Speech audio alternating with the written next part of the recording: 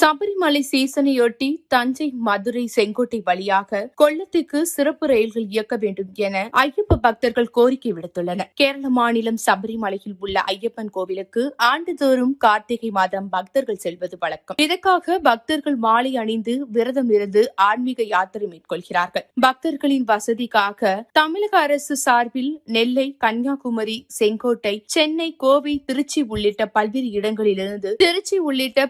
இடங்களிலிருந்து சபரிமலைக்கு சிறப்பு பஸ்கள் இயக்கப்படும். அதேபோல் கேரள அரசு சார்பிலும் மண்டலம் வாரியாக பஸ்கள் இயக்கப்படும். அதேபோல் ரயில்வே துறை சார்பில் சிறப்பு வாராந்திர மற்றும் தினசரி ரயில்கள் கேரள மாநிலத்திற்கு இயக்கப்படும். ஏற்கனவே தினமும் கேரள மாநிலத்திற்கு ரயில்கள் இயக்கப்பட்டாலும் சபரிமலை சீசன் நேரத்தில் அனைத்து ரயில்களிலும் பக்தர்கள் கூட்டம் நிரம்பி இருக்கும். இதனால் பயணிகளுக்கு இருக்கை கிடப்பதில் சிரமம் ஏற்பட்டுள்ளது. ரயிலில் இருக்கை கிடைக்காததால் சிலர் பயண திட்டத்தை மாற்றி பஸ்களில் பயணம் செய்ய வேண்டிய நிலை உள்ளன. திருச்சி, விருத்தாச்சலம், மதுரை, நெல்லை வழியாக கேரள மாநிலத்துக்கு ஆனந்தபுரம் விரைவு ரயில், குருவாயூர் விரைவு ரயில், கொல்லம் விரைவு ரயில் உள்ளிட்ட விரைவு ரயில்களும் மற்றும் மாநில எல்லைகளிலிருந்தும் இணைப்பு ரயில்களும் ஏற்கனவே இயக்கப்பட்டு வருகின்றது. கடந்த 17ஆம் தேதி சபரிமலை சீசன் தொடங்கியதால் அனைத்து ரயில்களும் பஸ்களும் பக்தர்கள் கூட்டமாகத்தான் செல்கின்றன. இதனால் பஸ்கள், ரயில்களில் போதிய இருக்கைகள் கிடைப்பதில்லை என மக்கள் வேதனை தெரிவிக்கிறார்கள். சென்னை உள்ளிட்ட பகுதிகளில் இருந்து இயக்கப்படும் ரயில்கள் அனைத்தும்